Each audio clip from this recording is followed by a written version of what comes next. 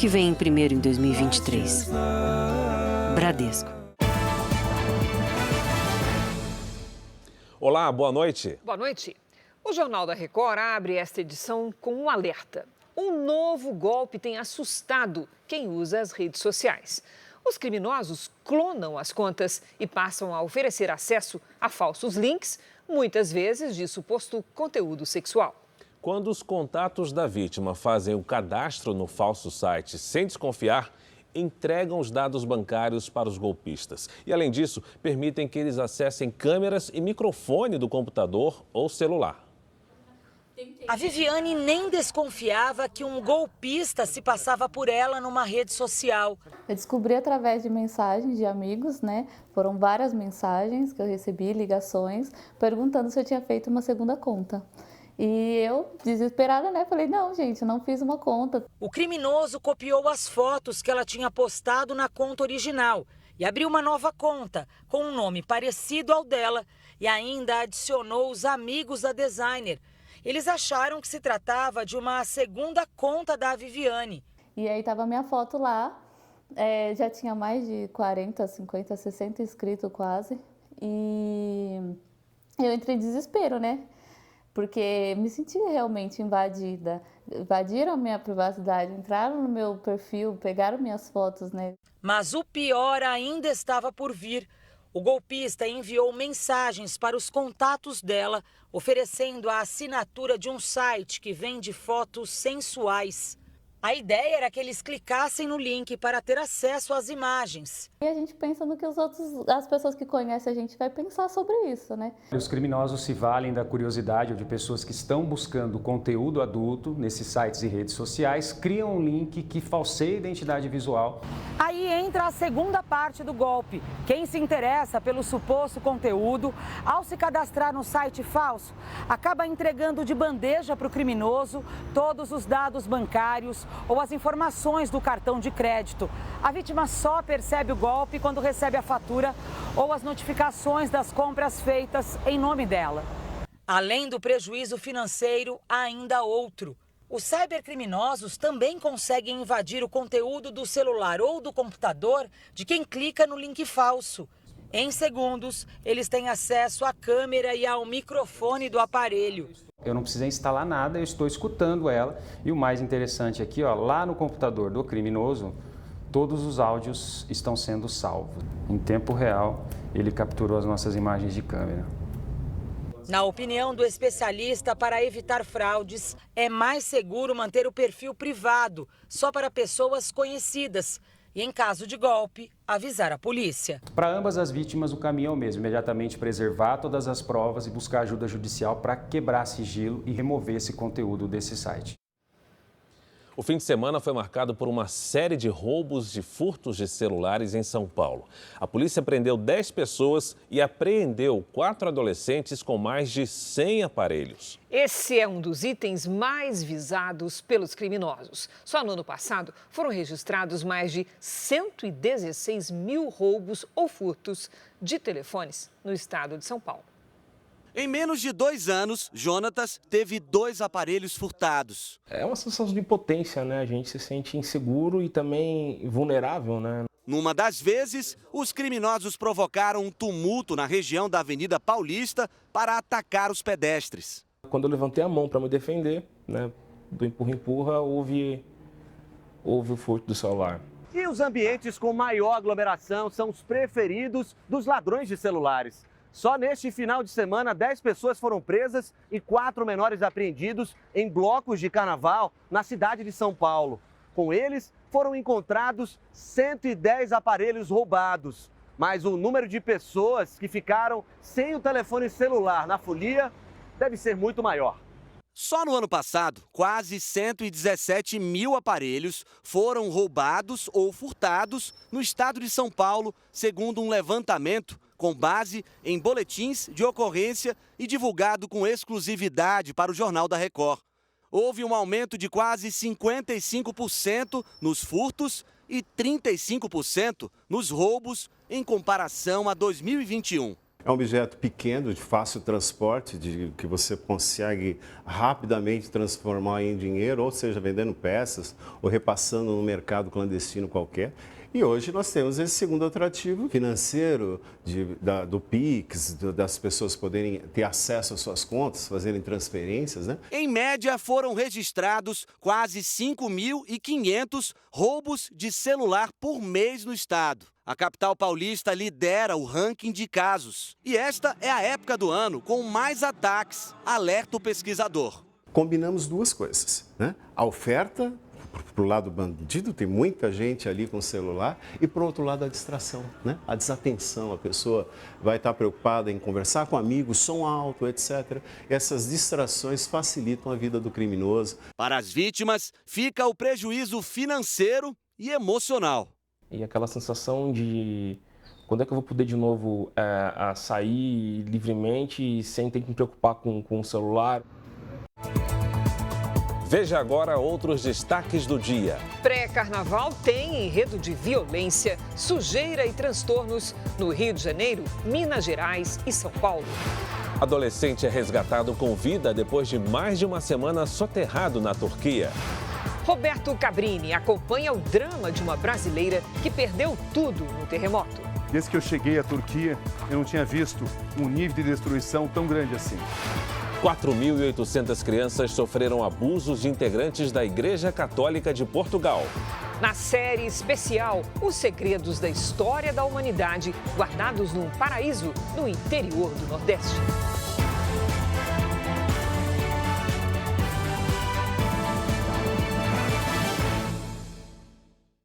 Oferecimento: cartões Bradesco, muito mais benefícios.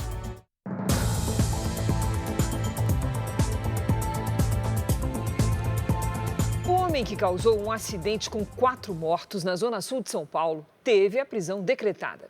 Entre as vítimas está um menino de 16 anos, que era atleta do Corinthians. Além de ter bebido, o motorista dirigia em alta velocidade, segundo testemunhas. E um detalhe, o trajeto entre o bar e o destino dos jovens tinha apenas 400 metros.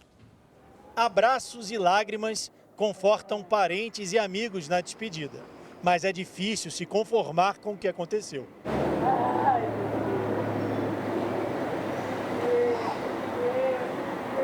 Na verdade, a gente quer saber o que aconteceu. É óbvio que você espera uma ânsia de justiça, pelo menos que as pessoas se responsabilizem. O corpo do jovem Iago, de 16 anos, foi enterrado nesse cemitério em São Paulo. Até pouco tempo, o menino tinha um futuro promissor no futebol. Iago Rafael da Silva Alves jogava futsal nas categorias de base do Corinthians e sonhava em se tornar profissional. O rapaz foi uma das 7 vítimas de um acidente grave nessa avenida ontem de manhã. O carro em que estava capotou.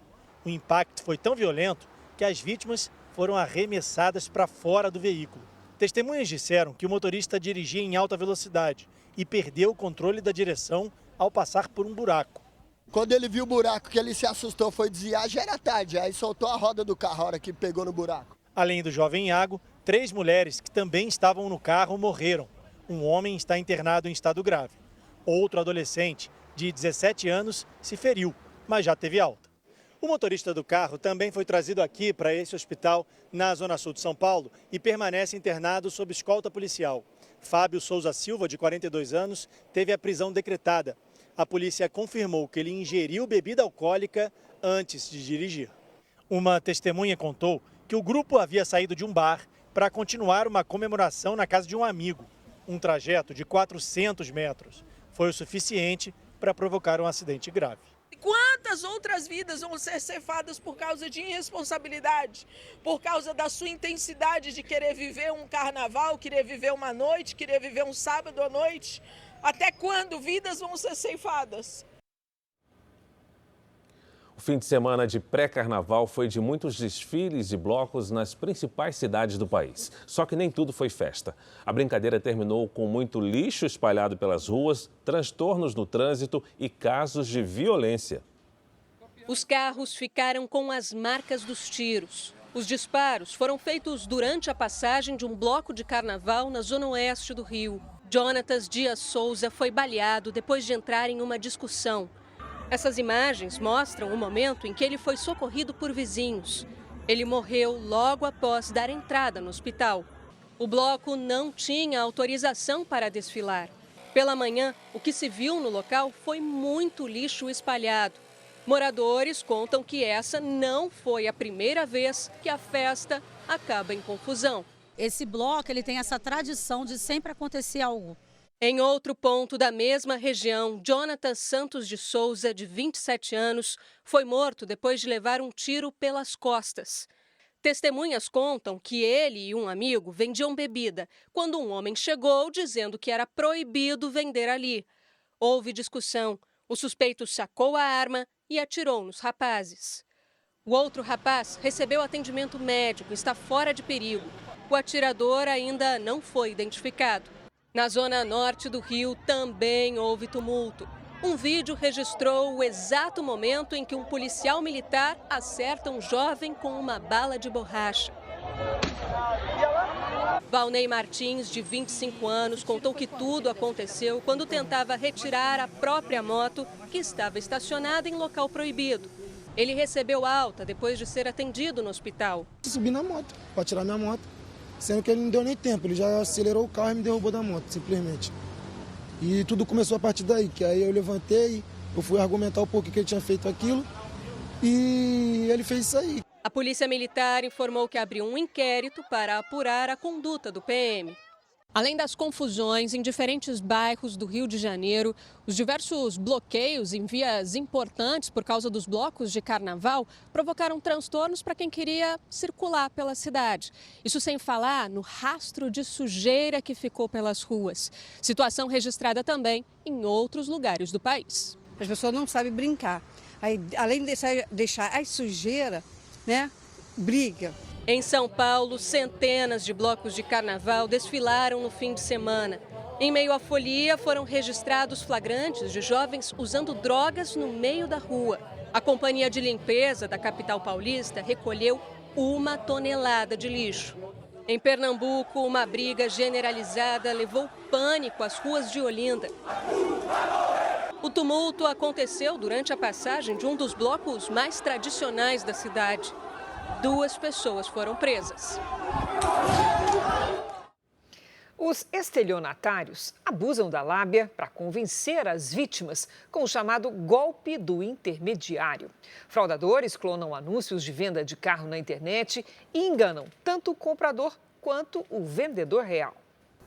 Parecia uma negociação acima de qualquer suspeita.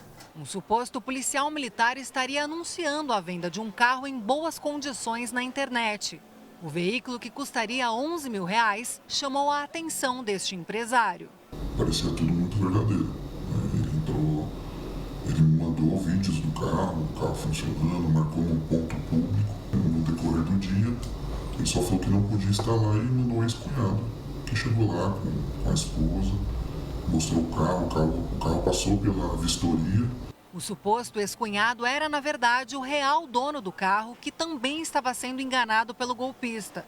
O criminoso, que clonou o anúncio que viu na internet, se passou por intermediário da venda para convencer os dois. As vítimas só se deram conta da armadilha em que caíram no cartório, depois até de já terem assinado os documentos de compra e venda. Depois de 1 hora que o banco acusou o pagamento do Pix que eu fiz, eu pedi a chave do carro. Não, mas o dinheiro ainda não entrou na minha conta. Eu falei, não, mas eu já depositei pro dono do carro, o Wanderson, seu ex-cunhado. Aí ele ficou branco, né? As autoridades alertam para o crescimento desse tipo de crime chamado golpe do intermediário. Somente no dia em que o empresário foi à delegacia registrar o boletim de ocorrência, o delegado disse que outras 5 vítimas também tinham estado lá.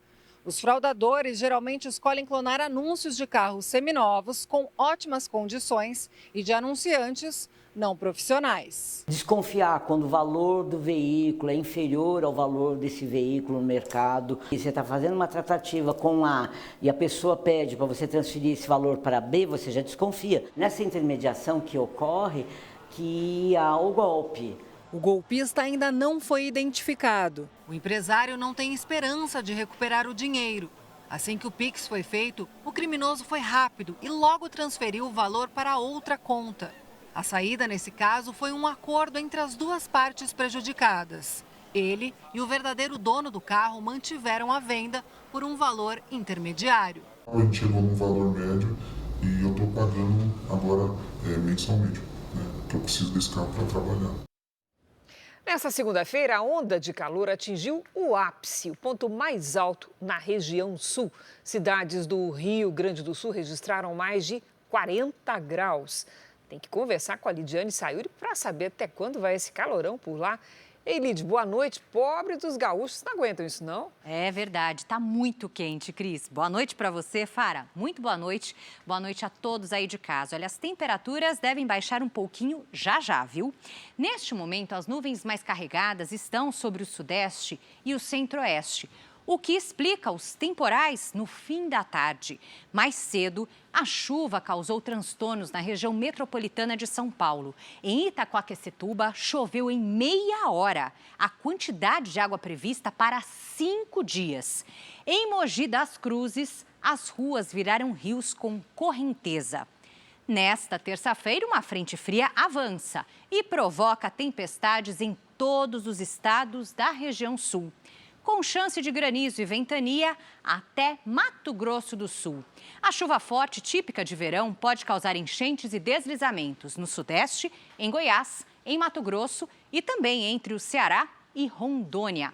Nas áreas claras, entre o Espírito Santo e Alagoas, dia ensolarado, quente e sem chuva. Antes dos temporais, faz até 35 graus em Porto Alegre. 34 no Rio de Janeiro, em Goiânia 31 e até 33 em Porto Velho. Quem estiver em Curitiba, São Paulo, Belo Horizonte e Campo Grande e puder antecipar os compromissos, deve se livrar dos temporais do fim do dia. Tempo abafado com temperaturas entre 29 e 32. Vamos ao Tempo Delivery e a gente traz agora o Alexandre, que é de Campo Formoso, na Bahia, Lidiane. Vamos lá, Fara. Oi, Alexandre. Seguinte, os próximos dias serão de muito sol, poucas nuvens e calor. A chuva volta só na sexta-feira. Nesta terça, máxima de 29 graus. Na quarta e na quinta, até 31. O João Rosa é de Resende, no Rio de Janeiro. Mas quem mandou a mensagem foi a filha dele, a Vânia. Olha só, e eles estão brincando aí com o meu opa, hein? Então, João Rosa e Vânia, um opa especial para vocês, tá bom? Em Resende, cara de verão mesmo. Sol e calor na maior parte do dia e temporais no fim da tarde. Nesta terça faz 29 graus, na quarta 31 e na quinta até 28. Se cuidem por aí. Mande seu pedido aqui pra gente também. Use para isso a hashtag #VocênoJR pelas redes sociais. Cris, para. Obrigada, Lídia. Valeu, Lídia. Veja ainda hoje, nosso enviado especial à Turquia, Roberto Cabrini, acompanha o drama de brasileira que perdeu tudo no terremoto. Preocupado com o valor dos combustíveis, presidente Lula estuda mudar a política de preços da Petrobras. Os destaques da 8ª rodada do Campeonato Paulista e a vitória do São Paulo no clássico contra o Santos. Em Portugal, comissão que investiga abusos sexuais na Igreja Católica identificou quase 5.000 vítimas no período de 70 anos.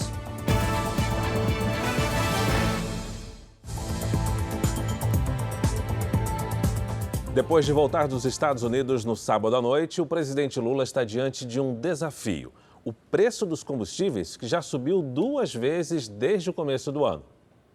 O dia do presidente Lula foi tomado por reuniões para tratar do preço dos combustíveis. Lula avalia rever a política de preços da Petrobras. O presidente da estatal também é contra a política atual, que se baseia no preço internacional do barril do petróleo. Jean Paul Prates defende um mecanismo que consiga amortecer os preços em momentos de crise.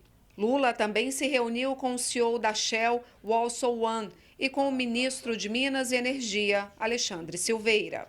De olho nas medidas econômicas, o governo deve anunciar esta semana o programa Desenrola, promessa de campanha de Lula para reduzir o endividamento das famílias. O presidente também deve anunciar mudanças no imposto de renda. Quem ganha até 2 salários mínimos ficaria isento da tributação. A ideia inicial do presidente era isentar quem ganhasse até R$5.000. Amanhã, Lula tem uma reunião com o ministro da Fazenda, Fernando Haddad, sobre a meta da inflação, que hoje é de 3,25%. Lula quer que a meta seja ampliada. O presidente do Banco Central, Roberto Campos Neto, já sinalizou que aceita uma meta de até 3,5%. A reunião do Conselho Monetário Nacional, que deve debater esse assunto, será na quinta-feira. Não há uma orientação do governo, enquanto uma ação de governo, para que seja adotada essa ou aquela medida. O que há é uma política mais ampla, caberá às pessoas que compõem o Conselho interpretarem a melhor forma de fazer com que essa política possa ser traduzida na prática. Mais cedo, Lula assinou 2 decretos que incentivam o trabalho de catadores de materiais recicláveis. O programa Procatador foi revogado pelo ex-presidente Jair Bolsonaro e a sua reativação também era uma promessa de campanha de Lula. Campeonato Paulista. A Milena Ciribelli já está aqui conosco, traz os detalhes da rodada do fim de semana. Olá, Milena, boa noite. Boa noite para você, Cris, Fara, boa noite a todos. Pois é, a rodada foi animada, viu, Cris? Mas alguns times têm que se mexer, andar rápido se quiserem continuar sonhando com a vaga nas quartas de final. O Palmeiras segue imbatível, o Corinthians empatou e no clássico da rodada, o São Paulo não deu chance ao Santos. Uma dupla argentina comandou a vitória do São Paulo sobre o Santos por 3-1. Caleri desencantou e marcou o primeiro gol em 2023. Já Galopo balançou a rede pela 5ª vez no Paulistão. Nas 2 partidas que começou como titular, o artilheiro tricolor foi eleito craque do jogo. Estou muito contente por o presente do time. Muito merecido o triunfo e vamos a seguir por este caminho. Líder do Grupo B, o São Paulo tem agora mais uma partida em casa. Na quarta-feira recebe a Inter de Limeira às 9h30 da noite. Jogo com transmissão da Record TV. Já o Santos, lanterna do Grupo A, precisa vencer o Santo André para se afastar da zona de rebaixamento. Quem segue voando é o invicto Palmeiras. São 5 vitórias seguidas. A última contra o Água Santa por 1-0, gol do Rony. Na próxima rodada, o Verdão enfrenta o Corinthians na casa do rival. Em Itaquera, o Timão tem 100% de aproveitamento. Uma campanha perfeita, bem diferente de quando joga como visitante. Em Brasília, a 1.000 quilômetros de casa, o Corinthians decepcionou. Ficou no 0-0 com a Portuguesa, segundo pior time do Paulistão. Já são 2 jogos seguidos sem vitória. Será que a reação virá contra o maior rival? O momento fica um pouco de lado, né? A gente vai jogar na nossa casa, que a gente é muito forte, do lado do nosso torcedor, e numa vontade imensa de vencer esse clássico. Futebol é assim, tudo pode acontecer. Eu fico por aqui, mas não se esqueça, quarta-feira, 9h30 da noite, tem São Paulo e Inter de Limeira ao vivo aqui na tela da Record TV. E todos os detalhes do Paulistão 2023 você acompanha no r7.com. Cris, Fara. Valeu, Milena. Valeu. Veja a seguir, na série especial, um paraíso no interior do Nordeste que guarda segredos da história da humanidade. A Advocacia Geral da União pede condenação definitiva de acusados de financiar atos extremistas. As discussões da reforma tributária vão recomeçar com os impostos que atingem os produtos. Em operação conjunta, Estados Unidos e Canadá derrubam outros 3 objetos voadores não identificados. Os detalhes depois do intervalo.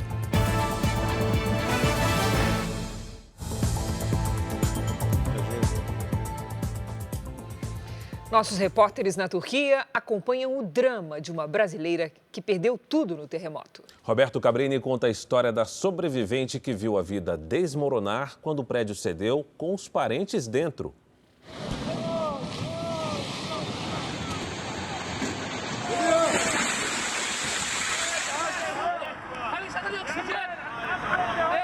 Desde que eu cheguei à Turquia, eu não tinha visto um nível de destruição tão grande assim. É difícil até encontrar maneiras de se falar o que aconteceu aqui. Horror, medo, muito medo.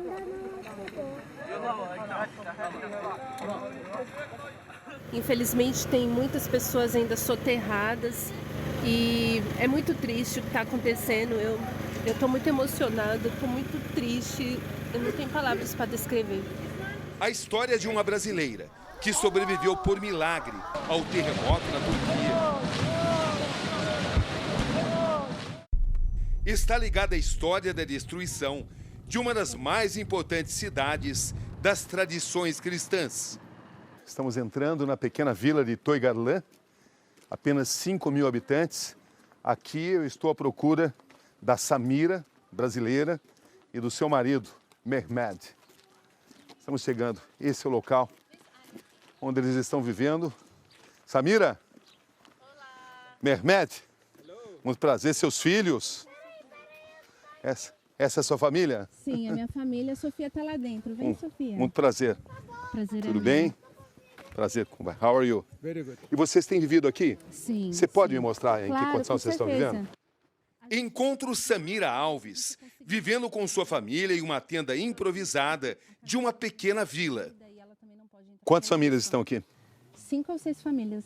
Ela se refugiou aqui com seu marido turco e os 3 filhos, depois que sua casa foi destruída pelos tremores de terra que abalaram o país.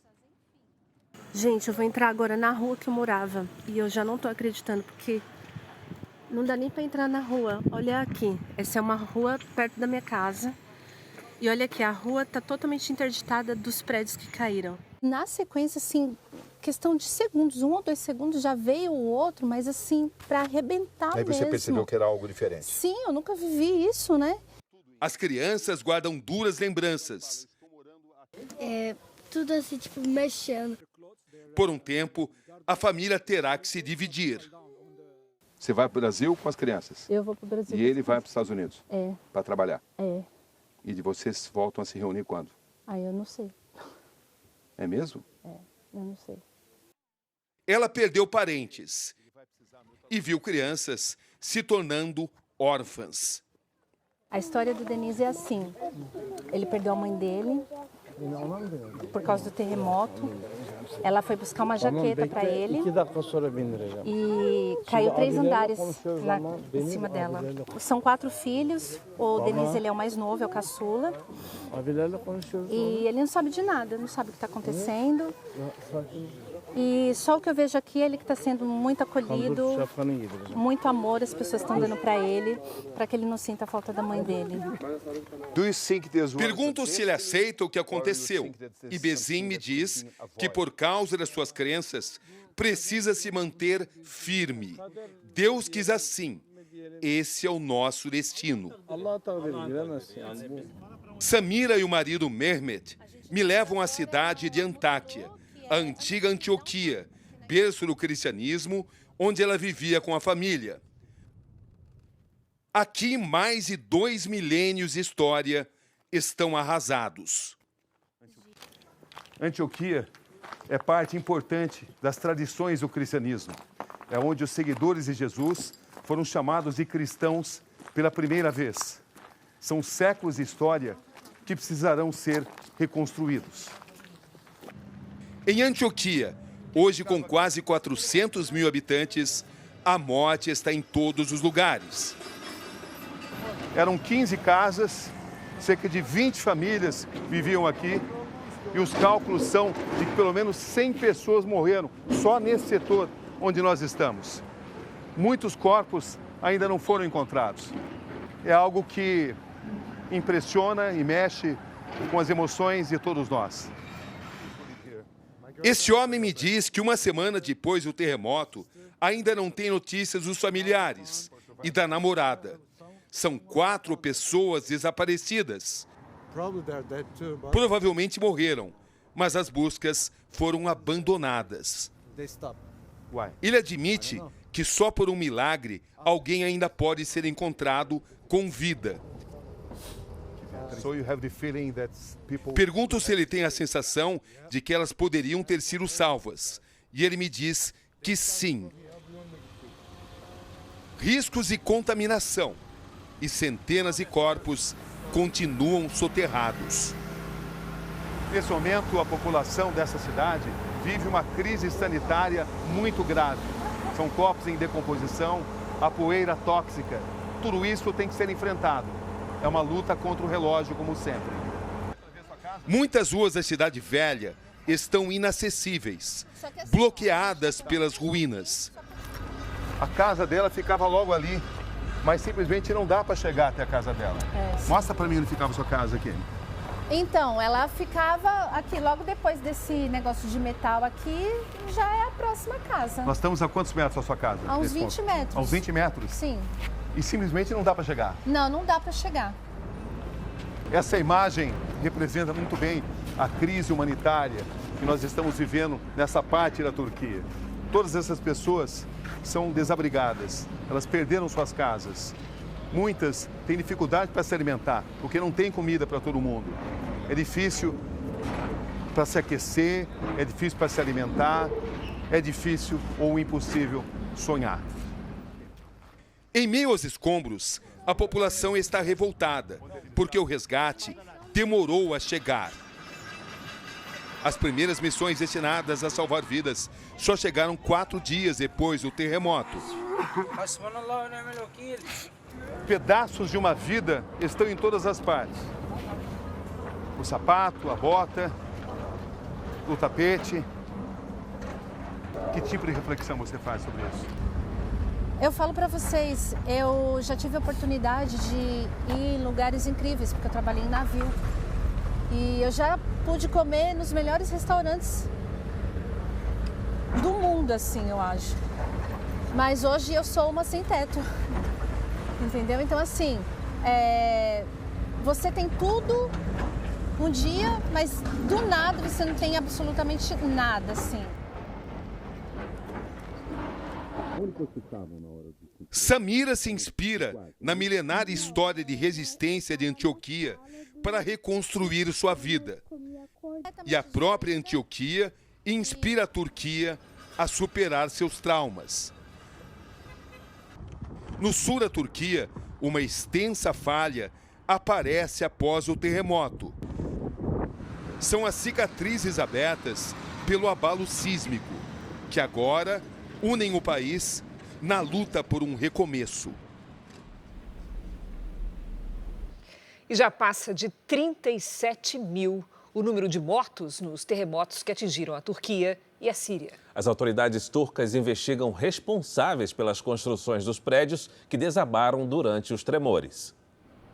Empreiteiros foram presos sob a acusação de negligência. As autoridades investigam se os materiais usados nos prédios eram de má qualidade e se as obras seguiram as regras da construção civil do país. Esse foi o pior terremoto da Turquia em quase um século. O governo turco acredita que o prejuízo foi equivalente a 260 bilhões de reais. Mas consultorias privadas estimam que esse valor passe de 430 bilhões de reais. No 7º dia de buscas, as equipes encontraram um adolescente de 13 anos socorrido 182 horas após os desabamentos. Na Síria, os médicos pedem doações de mais insumos e equipamentos para tratar os sobreviventes. Hoje, uma semana após a tragédia, o Parlamento Europeu fez 1 minuto de silêncio em memória das vítimas. Mais um escândalo atinge a Igreja Católica, dessa vez em Portugal. De acordo com um relatório apresentado hoje, mais de 4.800 crianças sofreram abuso sexual durante os últimos 70 anos. A maioria dos crimes foi cometida por padres. Durante a apresentação, os integrantes da comissão leram depoimentos chocantes de vítimas com detalhes dos mais diferentes abusos praticados pelos religiosos. Masturbação do próprio e do abusado, toques, sexo oral, penetração e outros atos de natureza sexual de extrema violência. A comissão traçou um perfil desses crimes que foram registrados em todos os 18 distritos de Portugal, como são chamados os estados por aqui. A maioria das vítimas tinha 11 anos de idade. 52% das crianças foram abusadas por integrantes da igreja por mais de uma vez. A maioria dos crimes aconteceu nos seminários e dentro das igrejas. 96% dos criminosos eram do sexo masculino, sendo que 77% eram padres. E quase a metade das vítimas falou do abuso pela primeira vez para os investigadores. Das quase 5.000 denúncias, apenas 25 foram encaminhadas ao Ministério Público, porque a maioria já prescreveu, ou seja, passou o tempo determinado pela Justiça para que o criminoso fosse punido. Apesar disso, a comissão que investiga casos de abusos sexuais na Igreja Católica vai enviar à Justiça a lista com o nome de todos os religiosos que teriam praticado os crimes. É uma forma de alerta, já que os suspeitos ainda podem estar cometendo abusos. Hans Oller, representante do Vaticano, que cuida das denúncias de abuso, admite que o número de casos pode ser maior. Isso não acaba aqui. Muito mais vítimas vão aparecer. O relatório mostra como as vítimas desenvolveram doenças e tiveram muitos traumas, como elas relatam. Fiquei com muita vergonha e com pesadelos. Tenho muita vergonha ainda e acho que sou suja. Não consigo ter namorados porque tenho medo que me perguntem coisas ou queiram fazer coisas para me sentir porca. O bispo José Ornelas, presidente da Conferência Episcopal Portuguesa, disse que os responsáveis devem responder pelas acusações e não podem esconder nada. É uma ferida aberta que nos dói e nos envergonha.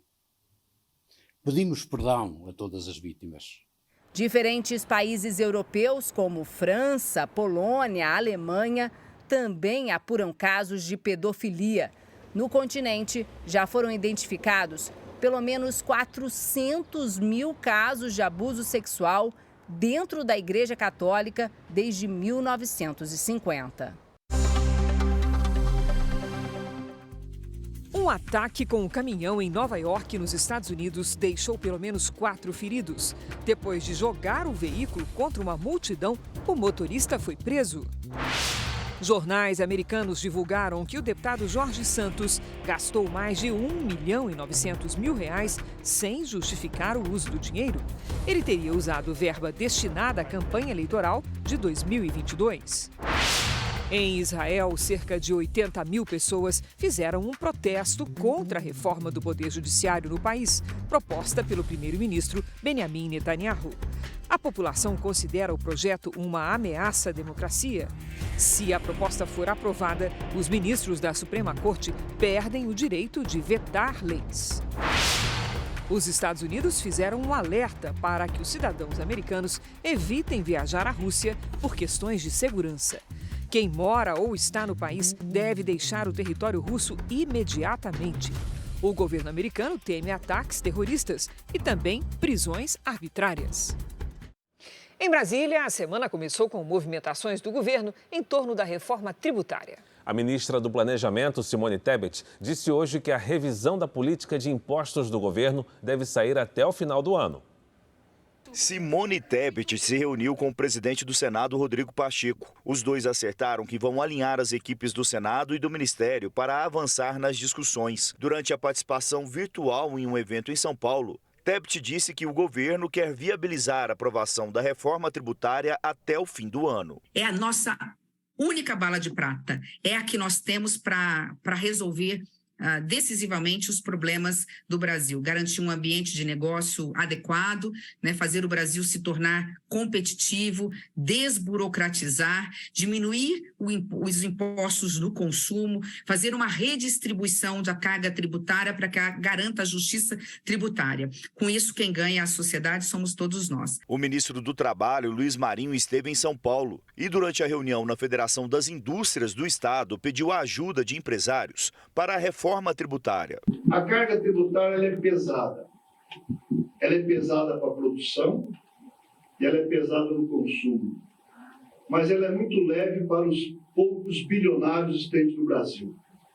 Portanto, é necessário que a gente enfrente esse debate, que a gente ajude, que os senhores ajudem a sensibilizar o Congresso numa reforma tributária necessária, de uma inversão dessa tabela do imposto de renda que sacrifica os baixos e médios salários. Mas, segundo uma pesquisa feita pela Câmara Americana de Comércio, 70% dos empresários do Brasil não acreditam que a reforma tributária seja aprovada neste ano. No Congresso, o foco inicial do governo será a simplificação dos impostos sobre o consumo, Já a desoneração da folha de pagamentos, uma medida que estimula a geração de empregos, pode ser tratada mais adiante, mas não há uma definição concreta sobre o tema.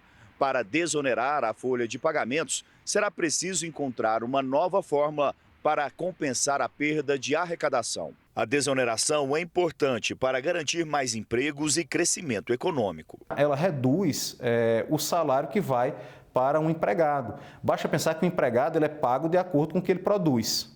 Tá? E se o empresário acha que ele produz 1.000, ele vai pagar 1.000, contados já os custos da contratação. Se eu vou pagar 200 de carga tributária, então é 200 a menos no salário. Se eu tiro isso, a longo prazo ou a médio prazo, com a competitividade do mercado de trabalho, esse valor tende a reverter para o salário do trabalhador. Criminosos não se intimidaram com a enchente e saquearam um carro no meio do alagamento na Grande São Paulo. 5 homens fingiram ajudar a motorista ilhada, mas fugiram com os pertences dela. O roubo foi hoje à tarde em São Caetano do Sul. Pela primeira vez desde o início da pandemia, o Brasil não registrou nenhuma morte por Covid em 24 horas. Segundo o Ministério da Saúde, o país teve apenas 298 casos confirmados entre domingo e a tarde de hoje. No Rio de Janeiro, a polícia prendeu um integrante de uma das maiores milícias do estado. Celso Pereira Rezende Júnior foi encontrado em casa numa comunidade da Zona Oeste. Com ele, havia uma pistola, 2 carregadores, uma farda militar e um colete à prova de balas. Por conta da seca, o nível do Guaíba chegou a 40 centímetros em Porto Alegre e atingiu o menor patamar desse mês. O lixo que estava submerso no estuário ficou visível e peixes mortos foram vistos entre restos de plástico e madeira. A Advocacia Geral da União pediu à Justiça a condenação definitiva dos envolvidos nos ataques às sedes dos 3 poderes em 8 de janeiro. É o primeiro pedido de condenação definitiva desde o começo das investigações sobre o 8 de janeiro. A Advocacia Geral da União quer que a Justiça Federal em Brasília condene 54 pessoas, uma associação, um sindicato e 3 empresas ao pagamento de quase 21 milhões de reais à União pelos estragos. Enquanto a investigação avança contra civis envolvidos nos atos criminosos, militares da ativa que participaram do quebra-quebra ainda estão sendo identificados. Mas eventuais punições ainda geram impasses entre Forças Armadas, governo e setores do judiciário. Relator dos processos que investigam as invasões, o ministro do STF, Alexandre de Moraes, defende o julgamento de todos os casos na corte, inclusive dos militares. Nos bastidores, alguns ministros afirmam que as punições aos integrantes das Forças Armadas costumam ser muito brandas. Já no governo, existe uma corrente que defende que eles sejam submetidos à justiça militar. Segundo informações de bastidores, o novo comandante do Exército, general Tomás Paiva, pretende punir todos os militares envolvidos no caso. No Supremo, a situação pode ser definida com o resultado do julgamento sobre crimes contra civis cometidos por integrantes das Forças Armadas em operações de garantia da lei e da ordem. A decisão do plenário virtual da Corte sai até sexta-feira. Um cachorro caiu em um córrego em Itaquera, zona leste de São Paulo. 2 outros cães pareciam tentar ajudar o animal que pulava, mas não alcançava a parte de cima. Uma moradora gravou a cena e chamou os bombeiros. O resgate chegou e conseguiu salvar o bichinho, para a alegria dos humanos e dos amiguinhos caninos. Um adolescente de 17 anos foi detido após tentar explodir uma escola no interior de São Paulo. Ninguém ficou ferido. O jovem chegou de carro até a escola em Montemor, no interior de São Paulo. A câmera de segurança flagrou o momento em que uma bomba explode dentro do colégio. O local foi esvaziado e ninguém se feriu. O jovem foi apreendido momentos depois. Ele usava uma suástica nazista no braço. Na casa dele foram encontrados uma réplica de fuzil, um machado e um revólver. Segundo a polícia, ele estudou no local e agiu por vingança. Caças americanos derrubaram 3 objetos voadores que invadiram o espaço aéreo dos Estados Unidos e do Canadá neste fim de semana. Poucas informações foram reveladas sobre os objetos voadores abatidos. O Pentágono disse apenas que um dos equipamentos detectados era diferente do balão arredondado que foi derrubado no estado da Carolina do Sul. Um deles era menor, tinha uma estrutura retangular e também não era tripulado. A origem não foi divulgada. Desde sexta-feira, 3 objetos voadores não identificados foram destruídos por caças americanos. Um sobre o Alasca, no dia seguinte, outro sobre o Canadá. E no domingo, o objeto foi abatido sobre a região dos Grandes Lagos. O espaço aéreo chegou a ser fechado. A situação ligou o alerta das autoridades mundiais em relação a possíveis aeronaves espiãs não tripuladas usadas pelo governo chinês. No início de fevereiro, um 4º objeto foi abatido e destroços foram recolhidos no mar da Carolina do Sul. A China alegou ser um balão de observação climática, mas os Estados Unidos afirmaram que se tratava de um voo de espionagem. A China tem um programa de vigilância do exército que usa balões semelhantes. Pequim também acusou os Estados Unidos de lançar balões no espaço aéreo chinês mais de 10 vezes desde janeiro de 2022. A Casa Branca negou as informações. De acordo com o governo americano, esses objetos não tripulados também podem provocar acidentes. Alguns estavam a 10.000 metros de altitude, a mesma usada por aviões comerciais. Hoje, o governo do Reino Unido anunciou que vai revisar as medidas de segurança. O primeiro-ministro, Rishi Sunak, disse que aviões militares estão de prontidão e podem ser acionados para manter a segurança do espaço aéreo do país. Um policial militar de 35 anos foi assassinado quando chegava de carro ao estacionamento do condomínio onde morava, na zona oeste do Rio de Janeiro. Segundo testemunhas, 3 homens atiraram contra Diogo dos Santos Santana no momento em que ele saía do veículo. Os criminosos fugiram. Um temporal provocou alagamentos durante a madrugada na cidade de Anápolis, em Goiás. Essa motorista precisou subir no teto do carro para pedir socorro. Com a força da água, uma cratera se formou nesta avenida. Não há registro de mortos ou desabrigados. Em São Paulo, bombeiros encontraram o corpo de um menino de 9 anos que foi arrastado pela enxurrada na chuva que caiu neste domingo. A criança desapareceu após escorregar e cair em um córrego na zona leste da cidade. O Jornal da Record convida você agora a viajar até um tesouro brasileiro. Na série especial desta semana, nossos repórteres Ari Peixoto e Hugo Costa mostram um paraíso pouco explorado no sertão nordestino. A Serra da Capivara, com sua beleza exuberante, guarda um pedaço da história do homem na terra. Planaltos, serras, vales, cânions ancestrais e desenhos primitivos, herança de antigas civilizações. Estamos no Parque Nacional Serra da Capivara, no sudeste do Piauí. Um tesouro encravado no semiárido nordestino que deixa os visitantes com vontade de quero mais.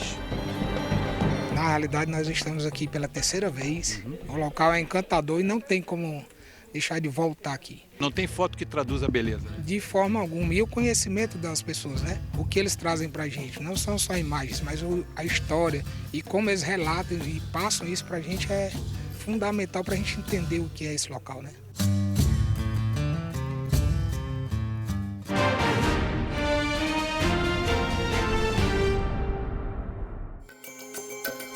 O parque foi oficialmente criado em 1979, mas antes mesmo disso já tinha nascido na cabeça desta senhora que mês que vem completa 90 anos. Paulista, filha de pai francês e mãe brasileira, a arqueóloga e pesquisadora é acima de tudo curiosa. Niede Guidon veio de São Paulo depois de ouvir que havia desenhos primitivos nas pedras da Caatinga. Eu vim com o Fusca. Você veio dirigindo? Vim. Olha, quando eu cheguei aqui, a cidade de São Raimundo era só um povoado. Não tinha nada, absolutamente não tinha energia, não tinha água, não tinha nada. Depois é que foi tudo evoluindo. Mas o que faltava em infraestrutura no povoado sobrava em disposição para Niede. Quilômetros de subidas e descidas, de terra, de pedras, grutas, nada a fez desistir. Nem um ataque quase mortal de abelhas testemunhado pelo seu Nivaldo, mateiro antigo e experiente, um dos primeiros guias da arqueóloga na região. Precisou ela correr para São Raimundo Nonato, lá onde tinha médico. Não. E o senhor também foi picado nesse dia? Fui, mas ela foi internada, nós não precisamos. Recuperada, ela convenceu o governo francês a enviar uma delegação arqueológica para analisar as pinturas. Estas foram as primeiras pinturas pré-históricas apresentadas a uma missão franco-brasileira, chefiada pela doutora Nied Guidon, na década de 70. Pelo ineditismo dos desenhos, ela percebeu de imediato a necessidade de construir uma estrutura que ajudasse a conservar esse legado milenar. Começava a nascer aí na mente da doutora Nied o Parque Nacional da Serra da Capivara. Porque eu fiz arqueologia em Paris, conhecia todas aquelas pinturas da França, né? Então eu vi que elas realmente tinham características de um povo desenvolvido que tinha feito aquelas pinturas. O parque fica a 530 quilômetros de Teresina, a capital do Piauí. É cercado por 4 municípios: São Raimundo Nonato, João Costa, Brejo do Piauí e Coronel José Dias. Tem uma área fechada de 1.000 quilômetros quadrados, praticamente o mesmo tamanho da área urbana da cidade de São Paulo, e mais 350 quilômetros quadrados de área de preservação permanente no seu entorno, uma espécie de cinturão de proteção extra. Pelo seu valor histórico, em 1991, o parque foi declarado Patrimônio Cultural da Humanidade pela Unesco, a Agência das Nações Unidas para Educação, Ciência e Cultura. Um reconhecimento importante, porque no parque está a maior coleção de arte rupestre, pinturas pré-históricas ao ar livre das Américas. São 800 sítios arqueológicos catalogados, alguns nunca escavados. As pinturas mostram que a Serra da Capivara foi densamente povoada na pré-história. A maioria delas foi feita na cor ocre. Não se sabe se é mão livre ou se é algum tipo de objeto. Além das pinturas nas rochas, vestígios de fogueiras, ferramentas e cerâmicas encontrados em escavações como esta aqui permitiram aos pesquisadores identificar em até 58 mil anos a presença humana aqui na região da Serra da Capivara, bem antes da teoria que até então era aceita sobre a chegada do homem ao continente americano. Até estas descobertas, a hipótese mais aceita era de que os primeiros humanos entraram há 15 mil anos, vindos pelo Estreito de Bering, entre o que hoje são a Rússia e o Alasca, nos Estados Unidos. Congelado por causa da era glacial, o estreito teria servido de ponte natural para o deslocamento de grupos nômades asiáticos. A doutora Nied Guidon não nega a tese, mas diz que as provas encontradas na Serra da Capivara mostram que o povoamento também teria se dado pelo mar, que há quase 60 mil anos tinha um nível mais baixo e mais ilhas. Uma migração provocada pela fome. É difícil você dizer foi assim, porque há várias possibilidades. Até bem pouco tempo atrás, os cientistas americanos contestavam as provas encontradas na Serra da Capivara, porque, segundo eles, o material coletado seria apenas resquício de incêndios naturais e não de fogueiras organizadas. Mas a pesquisadora diz que hoje a situação é diferente. Hoje já mudou completamente, porque nos Estados Unidos eles já têm também datações muito antigas, quer dizer, à medida que avança a pesquisa, novas datas são descobertas e tudo vai mudando, né? Durante 5 décadas, Nied Guidon lutou pela criação e conservação do parque. Hoje, caminhando com dificuldade por causa de problemas nos joelhos, ela não faz mais seus longos passeios pelo parque. E modesta, rejeita o rótulo de visionária. Eu acho que eu tive muita sorte de vir aqui e de descobrir isso, né? Porque é o parque que é importante. A minha ação foi somente reconhecer essa importância e fazer o possível para que tudo fosse protegido e que pudesse criar, inclusive, uma fonte de recursos para a população local, porque era uma população muito, muito pobre. O turismo foi uma maneira de desenvolver a região. Amanhã você vai conhecer as pinturas pré-históricas mais famosas da Serra da Capivara. O Jornal da Record termina aqui. A edição de hoje na íntegra e também a nossa versão em podcast estão no Play Plus e em todas as nossas plataformas digitais. E à 00:30 tem mais Jornal da Record. Fique agora com a novela Jesus. E logo depois de Vidas em Jogo tem Aeroporto, área restrita. Boa noite e até amanhã. Uma excelente noite e até amanhã.